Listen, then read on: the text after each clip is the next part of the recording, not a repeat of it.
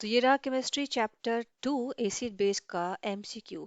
एक पेन और पेपर लेके रेडी हो जाइए और देखिए कितना स्कोर आपको आता है। एंड तक बने रहिए। टोटल 20 क्वेश्चन है। देखते हैं आउट ऑफ 20 आपको कितना आता है। क्वेश्चन नंबर 1 है, what happens when solution of an acid is mix with solution of base in a test tube. क्या होता है जब एसिड मिक्स होता है तो बेस के साथ तो क्या होता है? Temperature solution decrease, only a physical change, temperature solution remains the same, temperature increases and salt formation takes place. तो एसिड बेस मिक्स होता है तो क्या होता है? एक न्यूट्रलाइजेशन रिएक्शन होता है जो कि होता है एक्सोथर्मिक रिएक्शन। और सॉल्ट और सॉल्ट प्रोड्यूस होता है क्योंकि न्यूट्रलाइजेशन मतलब ही होता है सॉल्ट प्रोड्यूस एंड वाटर। आते हैं नेक्स्ट क्वेश्चन नंबर 2 की तरफ। An aqua solution turns red litmus solution blue. Red blue में कन्वर्ट हो गया है। Excess addition of which of the following solution would reverse the change. देखिए कितना ट्रिकी क्वेश्चन है ये। बोला जा रहा है कि अच्छा, वीडियो को पॉज करके इसका आंसर दें। ऑप्शन नंबर ए है aluminium ammonium hydroxide solution, baking powder, lime and hydrochloric acid. तो फिर मैं इसको एक्सप्लेन करूंगी। पहले क्या हो गया, रेड टू ब्लू, मतलब पहले सॉल्यूशन कौन सा था? हमारा बेसिक था। बेसिक में क्या होता है? रेड ब्लू में कन्वर्ट होता है। लेकिन अब हम ज्यादा डाल दे रहे हैं क्या कि ब्लू जो है वो रेड में कन्वर्ट हो गया। इसका मतलब अब जो है वो एसिड बन रहा है। तो क्या डालेंगे इसमें? ये तो आपको पता है बेसिक होता है, ये भी बेसिक होता है। लाइम थोड़ा वीक होता है। लाइम मतलब कौन सा लाइम? लाइम वाटर या लेमन जूस, सिट्रिक एसिड। तो ये लाइम तो मतलब बेसिकली कैल्शियम का सॉल्ट होता है, तो ये नहीं। आंसर होना चाहिए इसका हाइड्रोक्लोरिक एसिड। क्योंकि हाइड्रोक्लोरिक एसिड जब स्ट्रॉन्ग एसिड होता है, जब वो डाला ज्यादा डालेंगे तो after neutralisation also it can convert blue to red. आते हैं दोस्तों, देखिए एक छोटा सा लाइक या कमेंट आपको कैसा लगा, मुझे बहुत मोटिवेट करता है नेक्स्ट वीडियो बनाने के लिए। तो थोड़ा लाइक कर दीजिए, सब्सक्राइब कर दीजिए और अपने फ्रेंड के साथ शेयर कर दीजिए। आते हैं नेक्स्ट क्वेश्चन की तरफ। Question number 3, which of the following gives the correct increasing order of acidic strength. कौन सा जो ज्यादा है या कम है? ये देखिए इक्वेशन। एसिटिक एसिड, वाटर, और ये कौन ज्यादा एसिडिक है? ये गलत है। Hydrochloric acid, acetic acid. तो आप चेक कर सकते हैं, इसका करेक्ट आंसर होना चाहिए ऑप्शन नंबर बी। क्योंकि हाइड्रोक्लोरिक एसिड एक स्ट्रॉन्ग एसिड है, एसिटिक एसिड वीक एसिड है और वाटर तो न्यूट्रल होता है। Next question number 4, when copper oxide formula क्या होता है? कमेंट में लिखिए। And dilute hydrochloric acid react, the color of solution becomes। Copper oxide जब रिएक्ट करता है डाइल्यूट क्लोराइड के साथ तो क्या बनाएगा और कलर सॉल्यूशन कैसा हो जाएगा? Black, bluish green, white, colourless. तो हमें पता है ये बनेगा कॉपर क्लोराइड, तो इसका कलर होता है ब्लूइश ग्रीन। तो कुछ कुछ चीजें आपको विथ प्रैक्टिस आएगा। अब देखिए ब्लैक क्यों नहीं बनेगा? ब्लैक जो होता है वो बहुत ही रेयर आप देखेंगे कोई सॉल्ट है ग्रीन होता है। कॉपर का जो कलर होता है मेनली आप ग्रीन देखेंगे या फिर आप देखेंगे कॉपर सल्फेट में ब्लू होता है। व्हाइट जो होता है सॉल्ट वो ग्रुप नंबर 1 का सॉल्ट होता है, ग्रुप नंबर 2 का सॉल्ट होता है। ये जो एलिमेंट है ट्रांजिशन एलिमेंट है जो ऑलवेज कलरफुल होता है, तो करेक्ट आंसर है ब्लू ग्रीन। तो हमारा ये सब ऑप्शन तो ऐसे ही चला जाता है। आता है नेक्स्ट क्वेश्चन की तरफ। Which of the following used for dissolution of gold. अब जो गोल्ड का डिसोल्यूशन के लिए कौन सा चीज हम यूज करते हैं? Aqua regia, sulphuric acid, hydrochloric acid, nitric acid. तो हमें पता है जो गोल्ड होता है वो काफी स्टेबल कंपाउंड होता है, बहुत इजीली डिसॉल्व नहीं होता है। तो इसमें कौन सा थिंक आपको लगता है कि ये जो डिसॉल्व गोल्ड हो सकता है? तो nitric acid, hydrochloric acid, sulphur, इसका करेक्ट आंसर होगा एक्वारेजिया। क्योंकि एक्वारेजिया एक्चुअली में क्या होता है? मिक्सचर ऑफ कॉन्सनट्रेटेड HCl और HNO3, मतलब एक काफी स्ट्रॉन्ग एसिड इन 3:1 रेशियो। आपको रेशियो भी याद रखना, 3:1।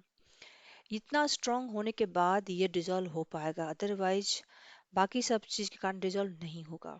क्योंकि ये गोल्ड काफी स्टेबल मेटल होता है। विच of the following is not a mineral acid. अभी मिनरल एसिड क्या होते हैं? जो भी स्ट्रॉन्ग एसिड होते हैं वो मिनरल एसिड होते हैं। सिट्रिक एसिड ऑर्गेनिक एसिड है, ये वीक है। Hydrochloric acid, sulphuric acid, nitric acid. तो इसमें नॉट बोल रहा है, हमको रीडिंग बहुत इंपॉर्टेंट रखना है। नॉट, तो नॉट में सिट्रिक एसिड आ जाएगा क्योंकि ये जो है ये ऑर्गेनिक एसिड है और ये सारे सिट्रस फ्रूट में पाया जाता है। आते हैं नेक्स्ट क्वेश्चन की तरफ। Which of the following is a sodium free or anti acid substance used to neutralise stomach acidity. अब स्टमक एसिडिटी में जब हम लोग एसिडिटी हो जाता है, तो मतलब एसिड एसिड ज़्यादा बन गया, तो उसको न्यूट्रलाइजेशन करने के लिए हम बेस डालेंगे। तो ये क्या है, एक सॉल्ट है, ये नहीं होगा। कैल्शियम क्लोराइड भी एक सॉल्ट है, ये नहीं होगा। सोडियम हाइड्रोक्साइड, मैग्नीशियम हाइड्रोक्साइड, ये दोनों में से कुछ एक होना चाहिए। तो सोडियम हाइड्रोक्साइड के बारे में जान लें कि ये जो है ये इससे काफ़ी इचिंग होता है, तो स्टमक लाइन के लिए ये गुड अच्छा नहीं है। तो इसका करेक्ट आंसर है मैग्नीशियम हाइड्रोक्साइड। कि मैग्नीशियम हाइड्रोक्साइड को मिल्क ऑफ मैग्नीशिया भी बोलते हैं, ये गुड होता है और सेफ होता है। तो नेक्स्ट क्वेश्चन की तरफ आते हैं। Question number 8, the pH of gastric juice release during digestion is, कितना पीएच होता है उसका? लेस देन 7, जो कि अराउंड 1 to 2 होता है। Which of the following phenomena occurs when a small amount of acid is added to water?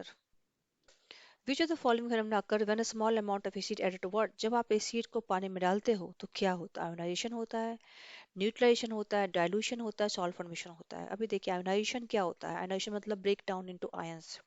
तो जब आयनिक कंपाउंड को वाटर में डालेंगे तो आयंस जो है वो ब्रेक डाउन होता है।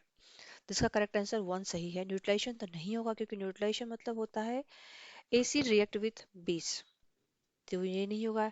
डाइल्यूशन इज ऑल्सो, क्योंकि डाइल्यूशन में हम यही करते हैं, एसिड में हम वाटर डालते हैं। तो इसका करेक्ट आंसर होना चाहिए 1 and 3, जो कि ऑप्शन यहाँ पे नहीं दे रहा है। अच्छा, मैंने नीचे स्क्रॉल नहीं किया था, यहाँ पे ऑप्शन है नंबर डी। तो D is correct, because when you put acid in water it is going to form ionizes into H plus ion, and concentration of H plus is also decrease, उसको बोलते हैं dilution. तो ऐसे ही बने रहिए, देखते हैं नेक्स्ट क्वेश्चन नंबर 10 की तरफ। Which of the following is used for bleaching wood pulp in paper factories? Washing soda, bleaching powder, baking soda, common salt. Basically wood pulp को ब्लीच करने के लिए क्या यूज करते हैं? वॉशिंग सोडा यूज करते हैं, बेकिंग सोडा, कॉमन सॉल्ट तो NaCl नहीं यूज करते हैं। बेकिंग सोडा खाने का चीज है तो उसको भी यूज नहीं करते। कुछ आप ऐसे दिमाग भी लगा सकते हैं कि इसका आंसर क्या होना चाहिए। तो नाम से ही लग रहा है इसका आंसर होना चाहिए या तो ये या फिर ये। अब हम वुड पल्प के लिए हम ये क्यों यूज करेंगे? इसका करेक्ट आंसर ब्लीचिंग पाउडर होना चाहिए, जिसका फॉर्मूला होता है CaOCl2। इसको और भी याद करना, कैल्शियम ऑक्सीक्लोराइड बोलते हैं, which is use for bleaching purpose in textile and paper industry. जो भी क्वेश्चन रॉन्ग है आप उसको एक नोट डाउन करके लिख लीजिए। याद आपको ऐसे करना है कि आपको रिकॉल करना, अच्छा वॉशिंग सोडा फॉर्मूला क्या होता है मुझे पता है, बेकिंग सोडा फॉर्मूला क्या होता है। ये सब जो है कंफ्यूजिंग वर्ड है, इसका एक प्रॉपर नोट बना के आपको रखना है। Question number 11, what is the chemical formula of plaster of Paris? अब ये बहुत ही बार क्वेश्चन पूछा गया है। Gypsum, plaster of Paris. तो इसका करेक्ट आंसर है option number D. The common salt NaCl besides used in kitchen can also used in raw material for making of washing soda, bleaching powder, baking soda या slaked lime. अभी slaked lime formula क्या होता है? Slaked lime होता है CaO, तो उसके लिए यूज नहीं होता है। ब्लीचिंग पाउडर के लिए यूज कर सकते हैं क्योंकि इसमें Cl प्रोड्यूस होता है, तो आप इसके लिए यूज कर सकते हो। वॉशिंग सोडा फॉर्मूला क्या होता है? Baking soda. स्लेक्ट लाइम तो गया ऑप्शन, तो सेकंड ऑप्शन जिसमें हम पहले इसको हम टिक करेंगे, सेकंड ऑप्शन इसमें है, इसमें है B and C, तो या तो बी होगा या फिर डी होगा। अब देखते हैं ऑप्शन हमारा first, washing soda. Washing soda होता है Na2CO3। इसका करेक्ट आंसर होना चाहिए बी, क्योंकि इसमें वॉशिंग सोडा भी है, आपका ब्लीचिंग पाउडर भी है, बेकिंग सोडा भी है। स्लिक लैम तो हटा हटी गया ऑप्शन से। आते हैं नेक्स्ट क्वेश्चन नंबर 3 पे। Which of the following salt does not contain water of crystallisation? Water of crystallisation basically number of water molecules attach with a salt. जैसे कि हम लिखते हैं वॉशिंग सोडा का Na2CO3 इंटू 10H2O, तो जो 10H2 है वो वाटर क्रिस्टलाइजेशन हो जाएगा। इसमें किस में वाटर क्रिस्टलाइजेशन नहीं है? बेकिंग सोडा में है, यस। ब्लू बिट्रोल में है, यस। जिप्सम में है, यस। वॉशिंग सोडा में नहीं है, क्योंकि वॉशिंग सोडा होता है, सॉरी, वॉशिंग सोडा में होता है, बेकिंग सोडा में नहीं होता, क्योंकि बेकिंग सोडा होता है NaSCO3। अभी मैं कंफ्यूज हो गई, मुझे लगा ये वॉशिंग सोडा। तो आपको ये बहुत ही पे अटेंशन करना है कि वॉशिंग सोडा है या बेकिंग सोडा है। तो डज नॉट कंटेन, उसका आंसर हो जाएगा ए, क्योंकि ए मतलब होता है NaSCO3, जो कि अनहाइड्रस सॉल्ट है। अनहाइड्रस सॉल्ट मतलब जिसमें वाटर मॉलिक्यूल्स नहीं है, does not have water crystallisation. आते हैं नेक्स्ट क्वेश्चन की तरफ। In terms of acidic strength, which one of the following in the correct increasing order? अभी तो ये सेम क्वेश्चन किया था, ये वापस से सेम क्वेश्चन किया है।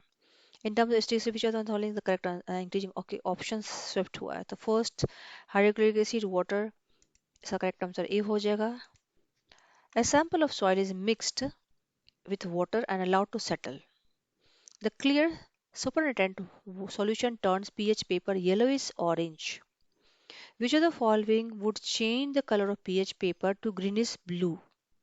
अब ये भी देखिए थोड़ा ट्विस्ट वाला क्वेश्चन है। एक सैंपल ऑफ सॉइल लिया है जिसको वाटर के साथ किए हैं, सेटल किए हैं।